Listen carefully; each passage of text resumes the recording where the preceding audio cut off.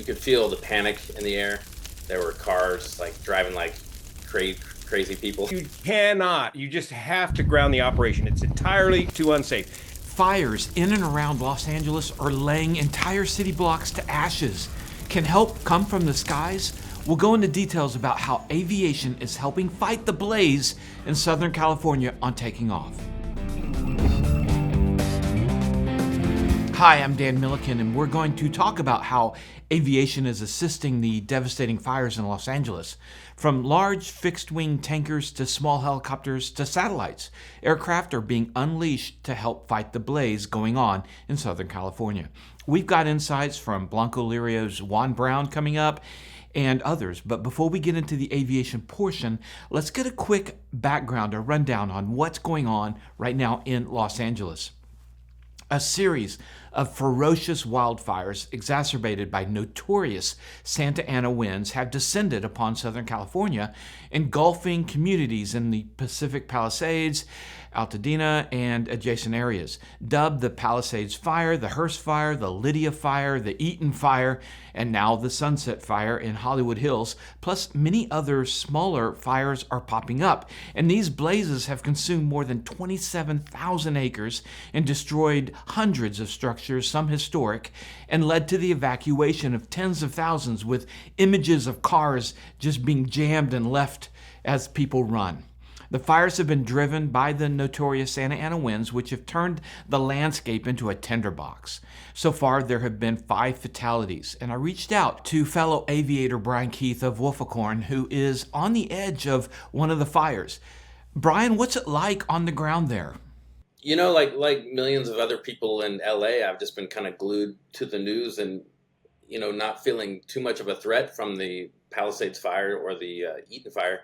And I was just watching the news early evening yesterday, just following what was going on. And then I saw a little picture pop up from like a helicopter, like a news helicopter, and it said, new fire in the Hollywood Hills. I'm like, oh, okay, well, let me just walk outside to see if I can notice it. And I walked out my front, and it was straight ahead of me, just dead center, huge fire, about a mile away from me. And what was frightening was the wind was blowing straight towards us. And after having heard like how all the embers flying for miles and miles from the Eaton Fire and causing all the destruction on the houses there, I was definitely concerned. So it was kind of a knock on the neighbors' doors kind of moment and let everyone know what was going on. So for like an hour or two, the smoke was coming straight our direction, and eventually the wind started shifting initially blowing to the south, and they kind of shifted to the southeast, kind of blowing away. So still in danger. We packed up some belongings and have them in our car, and we were ready to go. So it was normal until the fire started, and they issued an evacuation warning or evacuation order down to Hollywood Boulevard, which is, I don't know, half a mile from me, maybe a little further. And that's when you could feel the panic in the air. There were cars like driving like crazy people trying to get out of there, and like the streets were starting to get pretty backed up. And so you've got your car loaded, your family's ready to go if you need to in an emergency. Yeah, we're ready to go. We got a place to go if we need to. So yeah, we're all set. Right, good. You guys stay safe, and thanks for taking time to chat with us. Yeah, of course. Good to see you. It's always good to have Bryan on the channel. Be sure to check out his YouTube channel, Wolficorn. The fires ignited in early January 2025 with a significant surge on January 8th, fueled by the onset of the Santa Ana winds. The primary locations are in the Los Angeles County, with the Pacific Palisades area being particularly hard hit, alongside regions in Altadena and Malibu. I've wondered how these fires even started and did some research. The precise ignition sources remains under investigation, but with the region in a prolonged drought and vegetation extremely dry, the conditions were ripe for fire. But at this point, the origins of the fires remain a mystery. The Santa Ana winds, notorious for their dry winds, warm gusts, have been the catalyst, turning minor outbreaks into raging wildfires. And the winds originate from the Great Basin, descending through mountain passes, becoming warmer and drier, and With speeds reaching 40 to 80 miles an hour, they've significantly complicated firefighting efforts by spreading fire embers, creating new fires, and reigniting old ones. Firefighters start to get a handle, and then an 80-mile-an-hour wind gust can send flames far and fast. And these winds have grounded one of the firefighters' greatest assets, help from the air. Before we get to the aircraft being used and being sent, let's talk about how aerial firefighting works, the key strategies. First, there's retardant drops, the primary use of aerial assets. This is where air tankers will drop retardant, typically a mix of water, fertilizer, and other chemicals that coats vegetation, landscape, and structures to reduce their flammability. Basically, this is attempting to create a control line ahead of the fire's path. For suppressing fire, there's water bombing, but that's not used as much as you might think. Everything from helicopters to large tankers can drop water to suppress the fire, and usually strategic. We'll hear more about that in a minute. And then there's air tactical coordination, where aircraft fly over the fire, coordinating all the other aircraft. And they can assign drop zones, manage air traffic, and ensure safety of operations. And some aircraft, especially helicopters with night vision, can operate at night to drop water retardant. We'll ask Juan about that in a moment.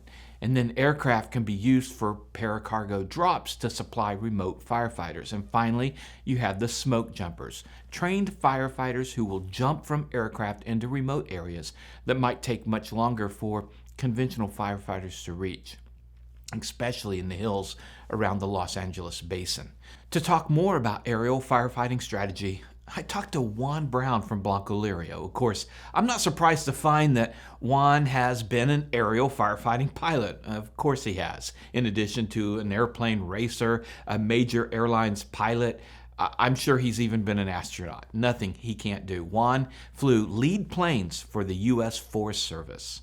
The whole idea of aerial firefighting is generally, when you're using retardant, the red retardant, it's an indirect attack around the perimeter of the fire in an effort to slow the rate of spread of the fire so that the troops on the ground can then build a proper containment line around the fire. So you're simply sprinkling the red retardant over the vegetation at about 150 feet and about 120 to 150 knots so that you get the correct coverage, so that when the fire bumps up against that foliage, it slows it way down such that the ground troops can get around it. The air tankers do not put out the fire. It's the troops on the ground that put out the fire.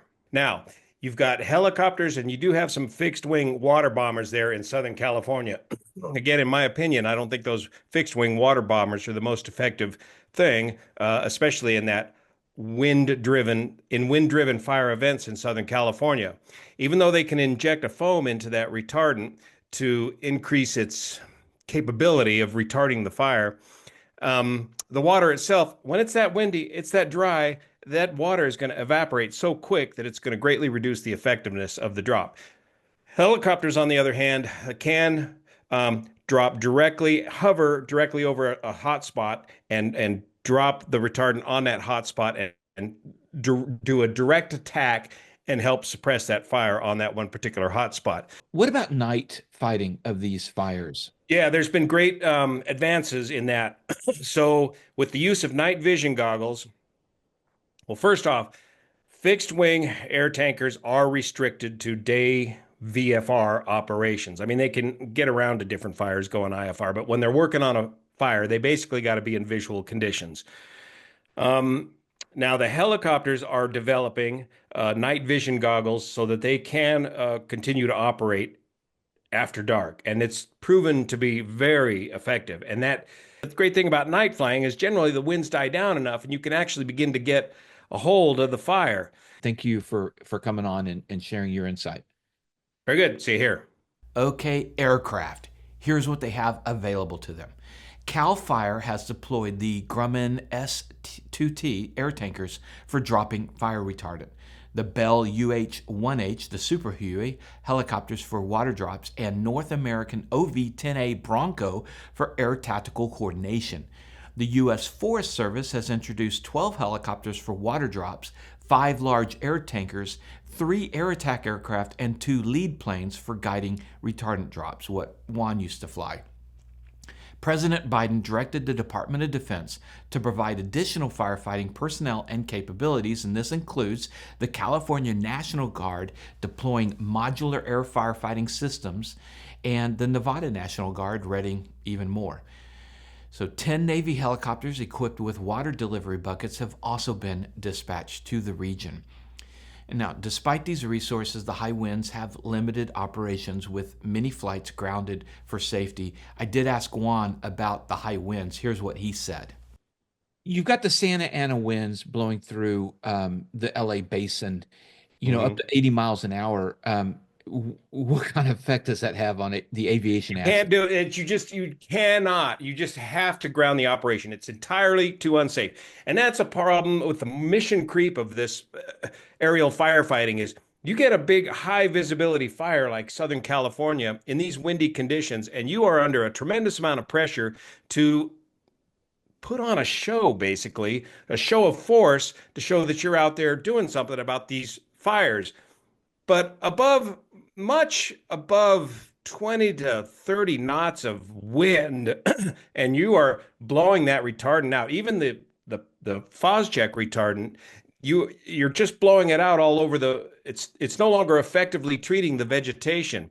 And of course, the risks to the pilots themselves and flying in those kind of conditions is just much too great. The downdrafts, the turbulence, it's not effective to be using aerial assets when it's that windy. It's basically not effective at all. The safest thing to do is just these fires are wind-driven, weather-driven events. You can't do anything about the fire until the weather changes. And it's already changed today, and now guys can start making a go at it on the ground and in the air.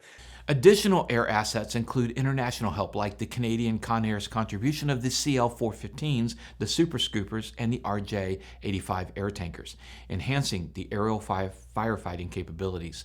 More federal support is expected, including additional helicopters and air tankers from other states, although deployment is going to be weather dependent.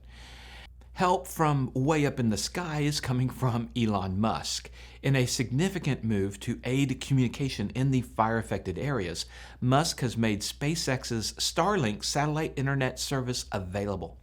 With traditional communication infrastructure compromised, Starlink terminals are being distributed to ensure that emergency services, the residents, the media, they can all maintain connectivity.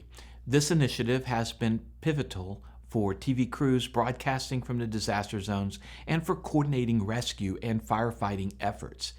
The FAA has placed temporary flight restrictions over the airspace for the 3 main fire areas, up to 7,000 feet and 10,000 feet for the one near Pasadena.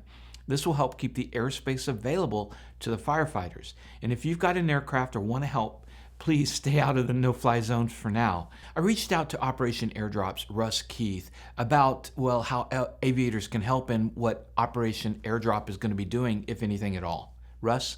Thanks, Dan. It's interesting. I've been asked several times in the last few days whether we're going to deploy in Southern California with the wildfires.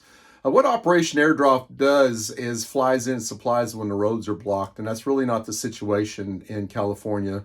We do not see any immediate need for an airdrop situation there, so we're going to monitor it.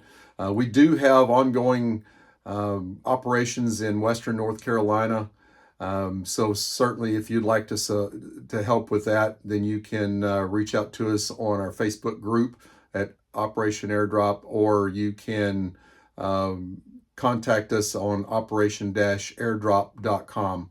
And anything that you could do to help with those situations would certainly be appreciated. Thanks, Russ. The first priority is getting these fires under control and extinguished. After that will come the need for massive assistance as families and businesses start to rebuild. As Southern California continues to battle these wildfires, the combination of traditional firefighting methods and innovative technology like Starlink represents a multifaceted approach to disaster management, and the community's resilience is matched by the air support's dedication. though all remain at the mercy of the unpredictable Santa Ana winds. That's it for the news from Southern California. You can visit our sponsors in the links below. Our sponsors like 67 Designs. They make the best mounts for your phone, your cameras, for your boat, your plane, your car. Go to 67d.com. It's all made in the USA. I love my mounts. I highly recommend them.